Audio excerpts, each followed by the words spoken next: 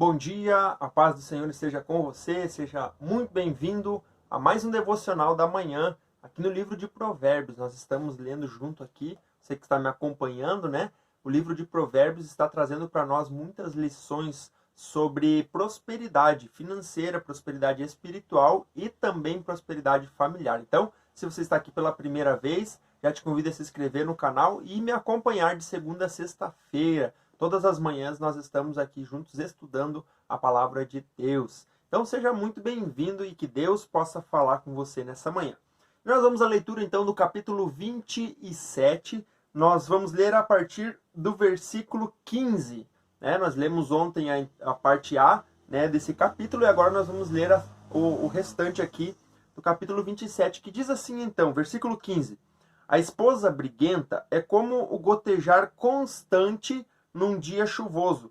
Detê-la é como deter o vento, como apanhar óleo com a mão. Ou seja, aqui mais uma vez, e nós já falamos várias vezes a respeito desse assunto no livro de Provérbios, aqui no nosso devocional, e falando muito bem acerca da esposa, que ela é briguenta, que é uma pessoa que não consegue se controlar, ou não consegue controlar as suas emoções, e fica sempre à flor da pele. Essa esposa, muitas vezes, e na maioria das vezes, ela serve, né, como uma trava para a vida do seu esposo, e isso faz com que, a gente leu, né, em vários versículos, que às vezes é melhor dormir no telhado ou sair para fora do que ficar dentro da mesma casa com uma mulher briguenta, né, com uma esposa briguenta. Então, esse versículo também repete aquilo que nós já comentamos aqui. No versículo 17 diz assim: assim como o ferro afia o ferro, assim o homem afia o seu companheiro. Ou seja, aqui nós estamos falando especificamente de relacionamento, de amizade. É bom que o homem tenha seus amigos, ou a mulher tenha suas amigas. Por quê? Porque isso faz com que o homem ele seja afiado no sentido de que ele seja preparado.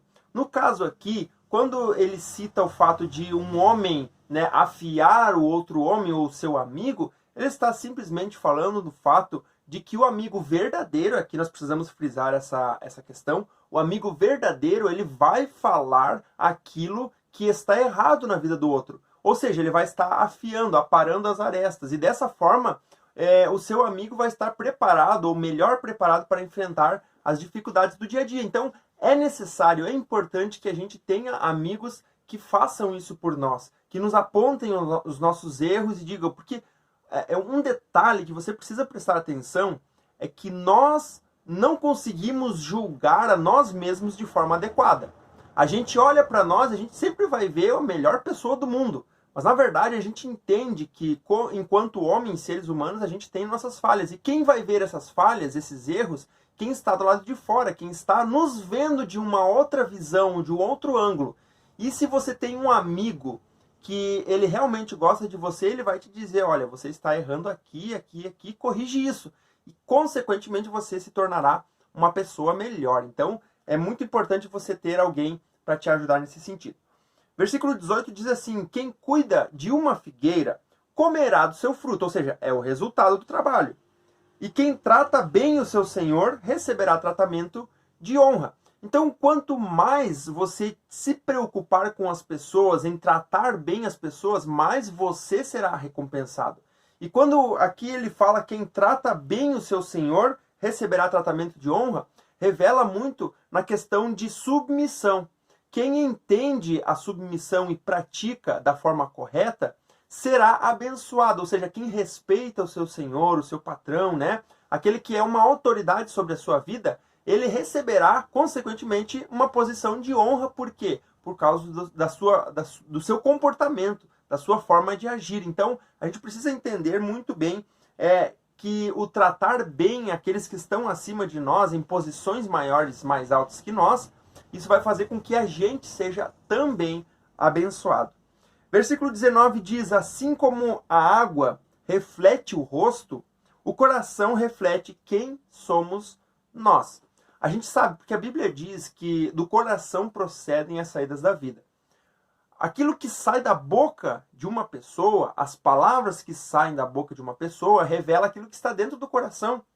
E o que está dentro do coração é justamente aquilo que a pessoa é, ou seja, a sua essência está no coração. Então aqui está muito claramente dito que o coração reflete quem somos nós. Você quer saber como é uma pessoa? Tente observar aquilo que está no coração. É lógico, a gente não consegue. Mas quais as formas que a gente consegue ver aquilo que está no coração? Através daquilo que a pessoa fala, das suas ações, das suas decisões. A gente sabe que todas as nossas decisões são baseadas naquilo que está dentro do nosso coração. Então a gente não toma decisões aleatórias do nada, não. A gente toma decisões baseadas em princípios, né, naquilo que a gente acredita. E tudo isso está dentro do nosso coração. Então, você quer conhecer alguém? Conheça o coração dessa pessoa. E aí você vai saber exatamente quem ela é, tá bom? Versículo 20. O Sheol, né? E a destruição. Sheol aqui no caso é inferno, é morte, é sepulcro, né? E a destruição são insaciáveis. Como insaciáveis são os olhos do homem. Ou seja, a morte está buscando, a destruição está buscando alguém para alcançar e destruir, né? A destruição vai destruir e a morte para matar. Então, eles são insaciáveis. Mas aquele que obtém sabedoria, ele consegue entender que não é qualquer coisa que vai destruir a sua vida. Mas a pessoa, o insensato, ele está à deriva. Ele está suscetível à morte, ele está suscetível aos perigos, à destruição, porque ele não tem sabedoria. Então, a sabedoria, ela nos protege, ela guarda a nossa vida. E aí no versículo 21 diz assim, nós já lemos também esse versículo em alguns devocionais atrás, né? O crisol é para a prata e o forno é para o ouro. Mas o que prova o homem são os elogios que recebe. Olha que interessante isso. O que prova o homem são os elogios que ele recebe. A gente falou ontem aqui no versículo 2, né, do capítulo 27, que outros façam elogios a você e não a sua própria boca. O que ele está querendo dizer? Que quando você recebe um elogio, você está recebendo algo de uma outra pessoa, ou seja, do ângulo de visão dela, do ponto de vista dela, ela vai te dizer, olha, isso aqui está muito bom. Só que o que acontece? Ao mesmo passo, ao mesmo momento que você recebe um elogio, você precisa ponderar no seu coração como você recebe o elogio e reage a ele. Porque muitas pessoas reagem ao elogio com orgulho no coração, dizendo, eu sou bom mesmo. Eu sou o cara, né? Ou eu sou a mulher. Então, a gente precisa entender que o elogio, ele serve como um norte para a gente saber se a gente está acertando ou errando. Mas não como uma forma de nos engrandecer, né? De deixar entrar a soberba no coração. Aí que está um grande problema do elogio. Muitas pessoas não sabem como lidar com o elogio, como reagir com o elogio. Então entenda de uma vez por todas, o elogio ele serve para nortear as tuas decisões, ou como você está agindo, como você está sendo visto pelas pessoas.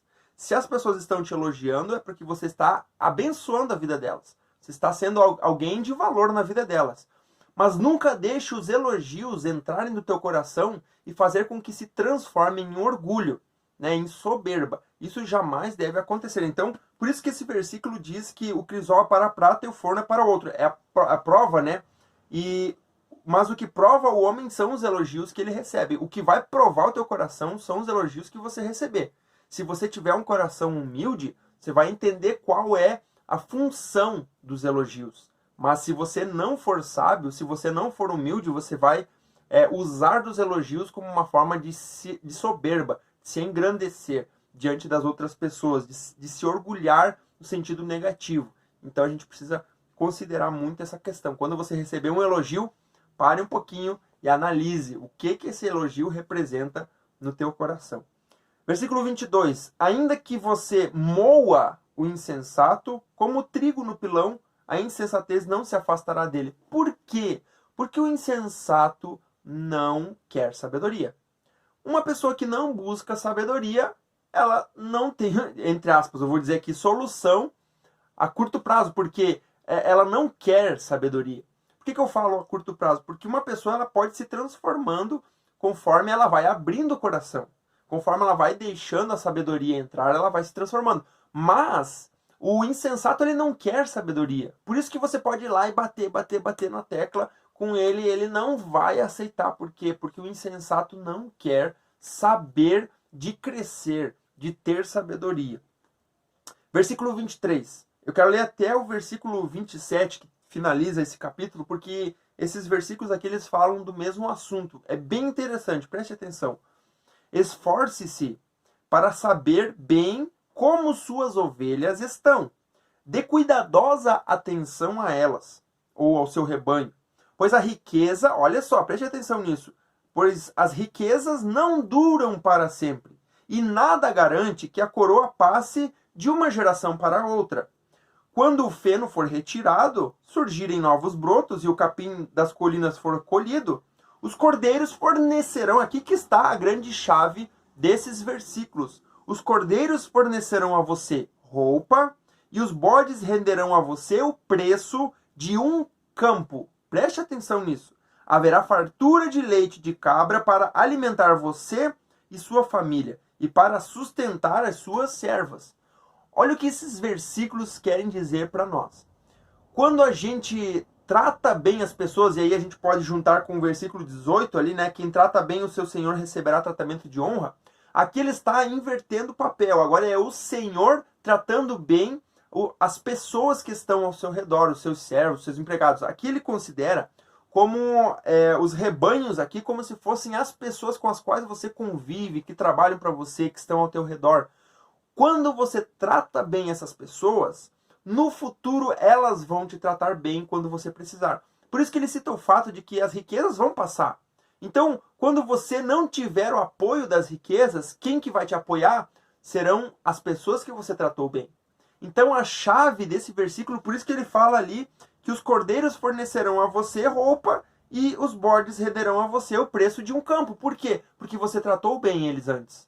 Você cuidou deles. Olha só, o versículo 23 diz: esforce-se para saber bem como suas ovelhas estão e dê cuidadosa atenção aos seus rebanhos. É justamente isso que esses versículos estão dizendo. Quando você trata bem uma pessoa, ou as pessoas que estão ao teu redor, você será muito bem tratado no futuro. Ao contrário, o insensato, por exemplo, que não quer saber dos outros, não quer ajudar ninguém, só se preocupa com si mesmo, ele jamais vai receber ajuda no dia da dificuldade. Por quê? Porque ele não se preocupa com os outros. Então, a chave desses versículos é: preocupe-se com os outros e eles se preocuparão com você. Cuide dos outros e eles cuidarão de você. Isso é um fato. Quando você trata bem as pessoas, se preocupa com elas, na verdade, elas sentem como se elas te devessem um favor. E cedo ou tarde, elas vão retribuir da mesma forma como você agiu com elas. Então aqui é justamente essa questão aqui. Trate bem as pessoas e você será bem tratado no futuro quando você precisar, tá bom? Graças a Deus por essas palavras. Quero orar com você nessa manhã. Que Deus possa te abençoar e te direcionar ao longo desse dia. Feche seus olhos se você pode e ore junto comigo. Pai, nós te adoramos, nós te exaltamos nessa manhã. Muito obrigado pela tua palavra. Nós aprendemos muitas coisas aqui e pedimos que tu venha nos dar sabedoria cada dia, que a gente não seja como um insensato que muitas vezes recebe orientações, mas ele não quer saber de mudança, ele não quer saber da disciplina. Mas nós temos um coração humilde, Pai. E nós vimos isso, o quão importante é termos um coração humilde, e nós aceitamos a correção, a disciplina que vem sobre a nossa vida para que a gente possa ser sábio e não insensato. Por isso, ajuda cada um que está comigo nessa manhã, Deus amado, ouvindo essas palavras, sendo abençoado e edificado, Deus. Que possa recompensar a cada um, em nome de Jesus. Abençoa o dia, Senhor, de cada um aqui, ó Deus, a família, o lar, os negócios, em todas as áreas. Te louvo e te agradeço. Amém e amém. Graças a Deus, que Deus abençoe tua vida. Você possa ter um dia abençoado na presença do Senhor. Se inscreve no canal, tá? Se você ainda não é inscrito, se inscreve agora mesmo, tá? Me ajuda bastante. Deixa o teu comentário aqui embaixo. O que Deus falou contigo? Coloque ali um bom dia, Deus abençoe, né? Só para mim saber que você está me acompanhando aqui. E também, se for possível, compartilha com mais pessoas esse devocional, para que mais pessoas possam ouvir essa palavra, tá bom? Me segue lá no Instagram, @WagnerIsmaelLemes, tem 2 L ali no meio, né? Tudo junto. Você pode me encontrar lá no Instagram e também no meu site, wagnerlemes.com.br. Que Deus abençoe tua vida e até amanhã.